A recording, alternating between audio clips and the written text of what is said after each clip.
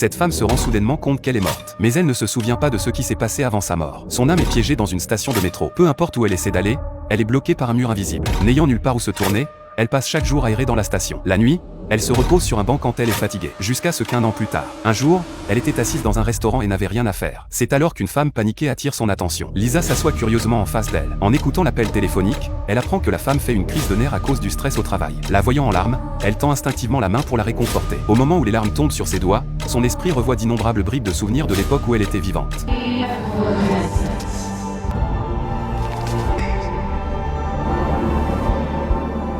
Accablée, elle se précipite dehors et commence à se parler à elle-même. Elle se souvient qu'elle s'appelle Lisa et qu'elle était enseignante au collège. Lisa se rappelle combien sa vie était heureuse et ne comprend pas pourquoi elle est morte là. C'est alors qu'elle aperçoit soudain 3 visages familiers sur le quai. Ce sont ses parents et son petit ami.